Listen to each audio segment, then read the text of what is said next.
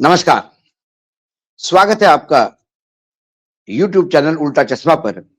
लेकर आया हूं आपका अपना कार्यक्रम विश्लेषण विद वानखड़े।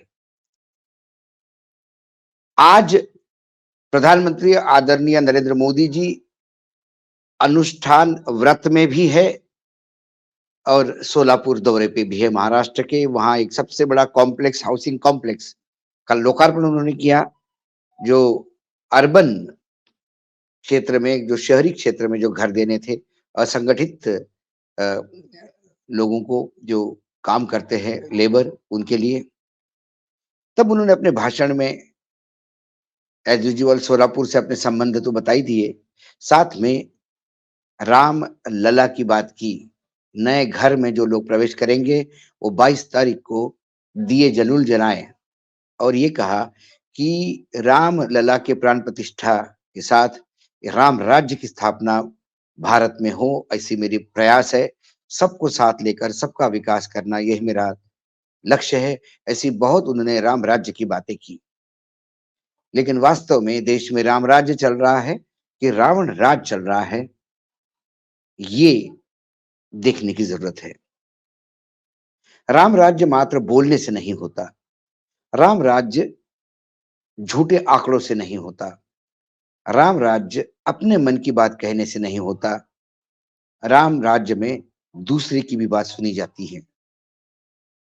जो एक खबर आई जिसको मैं विश्लेषित करने जा रहा हूं, वो बताती है कि कितनी पागलपन सवार है पब्लिसिटी की, कितना पागलपन सवार है दिखास का रोग जो है, और छपास का रोग इतना जबरदस्त इस सरकार पे हावी है कि ये उसके बुरी तरह के रुग्ण हो चुके हैं, मरीज हो चुके हैं। क्या कभी आप सोच सकते हैं कि पश्चिम बंगाल, जहां ममता की सरकार है, उस सरकार के 7,000 करोड़ रुपए केंद्र सरकार ने रोके, और ये 7,000 करोड़ रुपए कोई मंदिर बनाने के लिए नहीं थे। ये वो पैसा है जो राज्य सरकार नेशनल फूड सिक्योरिटी एक्ट के तहत, एनएफएसए के तहत, जो धान की खरीदी करती है। धान का लक्ष्य है 70 लाख टन का टारगेट है जो खरीदी करना है केंद्र सरकार के लिए। उस पूल में बंगाल 80% टारगेट पूरा करना चाहता है, 22 लाख टन खरीद चुका है। लेकिन धान खरीदने के लिए जो केंद्र पैसा देता है, वो केंद्र ने रोक लिया 7,000 करोड़।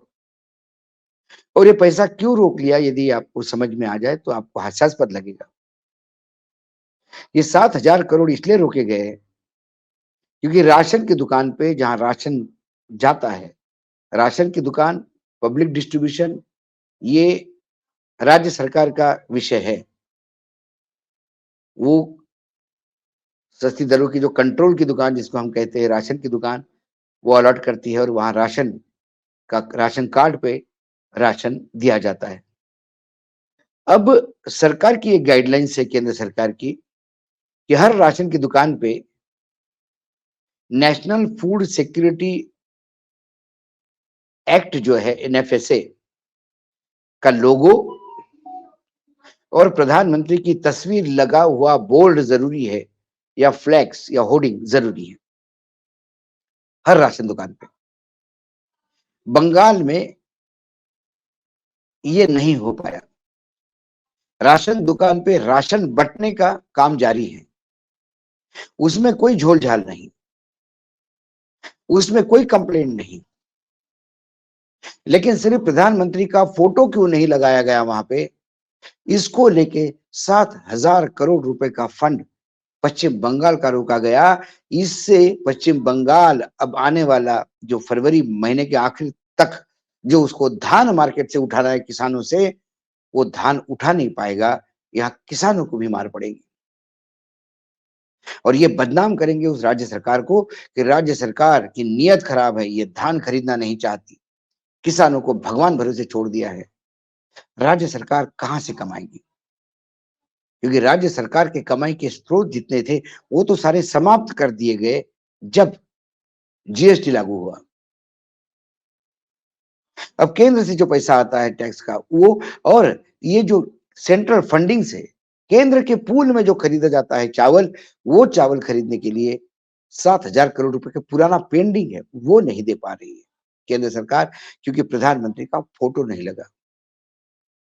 क्या हमारे देश में प्रधानमंत्री का फोटो इतना अनिवार्य है कि गरीब किसानों का धान घर पे पड़ा रहे और सरकार उसे खरीदे नहीं? किसान आत्महत्या करे तो भी चलेगा, लेकिन प्रधानमंत्री का फोटो ये सबसे अनिवार्य हो गया है। ये पागलपन का पहला उदाहरण नहीं।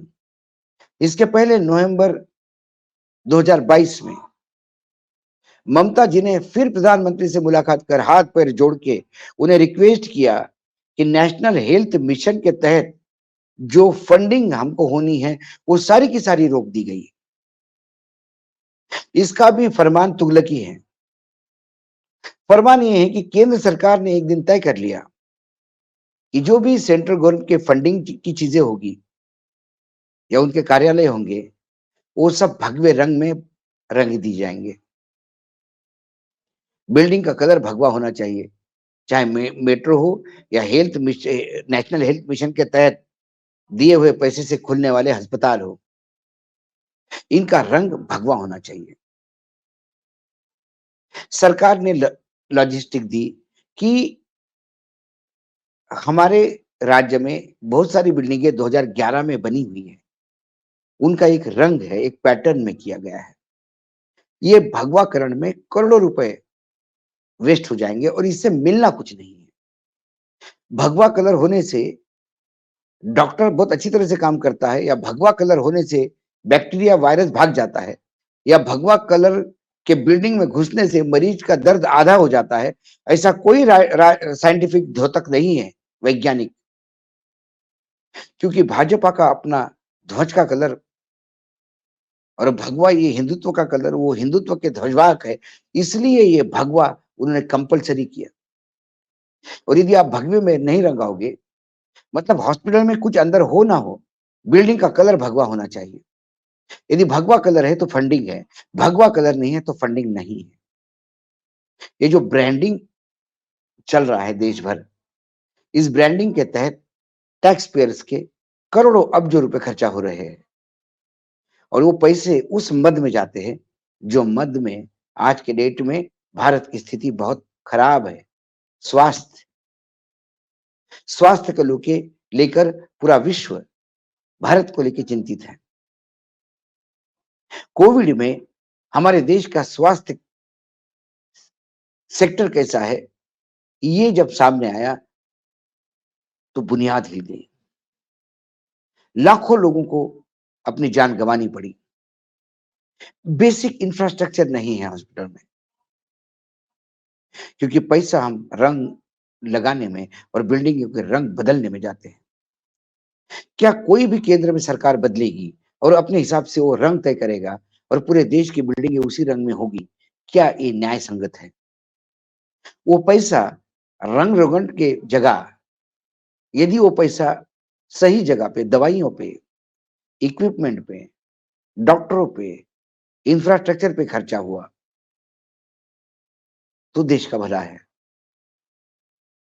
ये 7,000 करोड़ के लिए जो बंगाल आज तड़प रहा है, बंगाल का किसान तड़प रहा है, और कुल मिला के गाली दी जाएगी ममता को, क्योंकि ममता खरीद नहीं रही है। ममता ऊपर गुहार लगा रही है कि आप 7,000 करोड़ रुपए दो, वो कह रहे हैं कि पहले आप प्रधानमंत्री का फोटो लगाओ। प्रधानमंत्री का फोटो 20-25 हजार दुकानों में लगने के लिए लाखों किसानों के पेट पे लात पड़ रही है। सरकार असहाय महसूस हो रही है। और यदि ये राम राज्य है तो माफ कीजिएगा, फिर राम लला भी नहीं चाहिए। मेरे राम लला का राम राज्य अलग था, और यदि राम लला स्थापित हो रहे हैं तो फिर राम राज्य लाना होगा, और उस राम राज्य में राम की फोटो नहीं है करके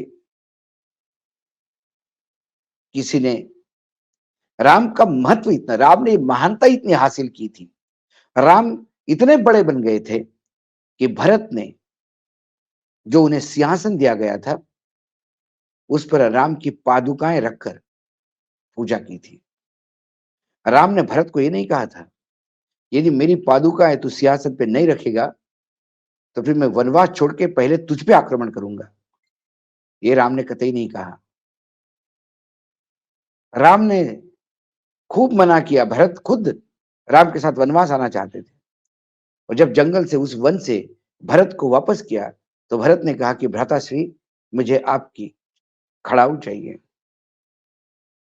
ये पादुकाएं हैं जिसे मैं सिंहासन पर रख राज्य करूंगा। ये भरत ने तब कहा जब राम ने एक अपना मुकाम हासिल किया। वो मुकाम प्रधानमंत्री हासिल करेंगे तो हर जगह बिना बोले ही फोटो छप सकती है, लेकिन एक कौन सी राम राज्य की परिभाषा प्रधानमंत्री करते हैं जहां निरंतर झूठ बोला जाता है, विपक्ष का मजाक उड़ाया जाता है, उठे हुए सवालों को रोंदा जाता है, और अपने फोटो नहीं लगाने पे हजारों करोड़ रुपए का फंडिंग रोका जाता है। मेरा मनचाहा कलर बिल्डिंग को नहीं दिया, इसलिए पैसा रोका जाता है। यदि ये राम राज्य है तो फिर हमें ये राम राज्य भी नहीं चाहिए। आज इतना ही, कल फिर आता हूं किसी विषय के साथ। तब तक के लिए नमस्कार। देखते रहिएगा यूट्यूब चैनल उल्टा चश्मा।